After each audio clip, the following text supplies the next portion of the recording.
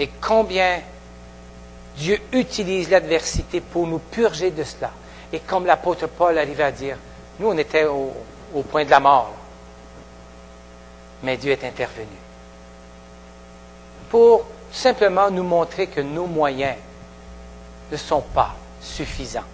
Mais notre confiance totale en notre Dieu. Son but dans l'adversité n'est pas nous rendre amers. Ce n'est pas le but de Dieu. Quand on vit ces adversités, ces épreuves. Mais que notre espérance, que toute notre confiance passe de nos capacités personnelles à lui. Qu'il y ait un changement. Et son objectif est que notre confiance passe de l'homme à lui-même. Et vous voyez ce que le prophète Jérémie écrit. Je maudis celui qui se détourne de moi, ne met sa confiance qu'en l'homme et cherche sa force dans les pauvres moyens humains. Et le mot est fort. Le mot hébreu est aussi fort que le mot en grec. L'apôtre Paul l'utilise à 1 ou 2 reprises. C'est un mot qui est « soyez complètement éliminés de la face de Dieu ». C'est le mot maudit. Si vous persistez à mettre votre confiance dans vos moyens. Et c'est ce que l'Éternel dit à son peuple. Et si nous croyons que notre stabilité sociale et politique ici dans notre pays est une garantie pour notre bien-être, bien le psaume 146.3 nous met un petit peu dans un contexte un peu plus réel. Ne comptez pas sur les gens influents. Ce ne sont que des hommes. Ils sont impuissants à nous sauver. Nous sommes reconnaissants pour nos leaders. Bien entendu que nous sommes reconnaissants pour le climat de paix qui règne dans notre pays. Et je me rends compte qu'il est midi. Oups. Ah bon. OK. Est-ce que vous me comprenez? Parce que la prière n'est pas qu'une expression verbale. La prière est toute une attitude. C'est un tout. Et ça fait partie des essentiels. Je ne sais pas quel autre mot je pourrais utiliser, de ce qui est fondamental, de ce qui est ancré.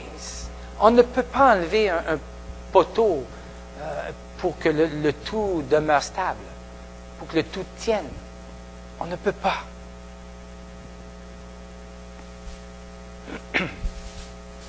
C'est la raison pour laquelle nous sommes appelés à prier pour nos dirigeants, pour nos leaders de notre province, bien entendu. Et la Bible en entier nous enseigne à prier constamment parce que la prière est une attitude qui indique clairement, c'est ça la prière, que nous mettons notre confiance en Dieu. Ah, cette prière, cette inconnue. C'est vrai. C'est comme si elle nous échappait. C'est comme si on n'arrivait pas vraiment à la saisir. Il y a quelque chose qui manque, on dirait, dans notre compréhension. La prière est un combat, il faut l'admettre. On n'est pas poussé nécessairement à la prière. Les disciples voulaient en savoir plus. Et quand Jésus avait fini de prier en un certain lieu, et ses disciples lui demanda, « Seigneur, enseigne-nous à prier comme Jean l'a appris à ses disciples. » Et voici la réponse de Jésus. Et rapidement, on voit ça au verset 2 à 4. « Père, tu es le Dieu saint. » Voilà. « Père, tu es saint. Père, que ton règne vienne. Père, donne-nous chaque jour ce dont nous avons besoin. Père, pardonne-nous nos péchés. Car nous pardonnons nous-mêmes à ceux qui nous ont fait du tort. Ô Père, ne nous expose pas à la tentation. Et Jésus leur donne la base, la solidité fondamentale de la prière. Notre Père céleste, c'est lui. Il poursuit en développant, bien entendu, cette base sur la persévérance. Vous voyez les versets 5 à 8 et voyez les versets 9 à 10 qui parle des croyants qui allaient venir. La prière. Il termine avec une comparaison. Il dit que notre faiblesse et nos limites comparées à notre Père céleste qui accorde ce dont nous lui demandons. Et ce que Luc nous enseigne dans ces versets est ceci. Et nous allons devoir terminer avec ça. La prière. La prière doit être centrée sur Dieu et en lui seul. Et Dieu seul doit être exalté, doit être adoré, doit être élevé. Utilisez le mot qui vous semble le plus approprié, mais c'est Dieu qui doit être mis de l'avant, élevé, et que nous l'adorions. Et c'est le fondement, c'est ça. Ça doit être premièrement de demander à Dieu d'ouvrir notre cœur, notre esprit, tout ce qui est en nous, pour reconnaître qu'il est saint, pour reconnaître que lui seul est digne d'être adoré, d'être vénéré. Et le mot « quand », quand je dis « quand vous priez », autant en grec, littéralement veut dire « à tout moment », lorsque vous priez. C'est ça que ça veut dire, le mot. On l'a traduit par « quand », mais à tout moment. C'est ce que cela veut dire. C'est comme un résumé du contenu de nos prières. À tout moment, lorsque vous priez, Père, que ton nom soit reconnu comme saint. Et nos besoins, nos aspirations, nos désirs doivent passer en seconde place. Dieu doit prendre la première. Rapidement, deuxièmement, il y a la prière a ses barrières. Et une fondamentale, c'est nous, nos péchés. Et tant et aussi longtemps qu'on ne reconnaît pas cela, et la prière n'a pas cette efficacité. Et le psaume 66 nous dit, « Si j'avais eu des intentions coupables, le Seigneur ne m'aurait pas écouté. » Et on peut cacher, on peut passer par le déni, on peut ne pas le voir, mais si le péché est là, ça devient une barrière.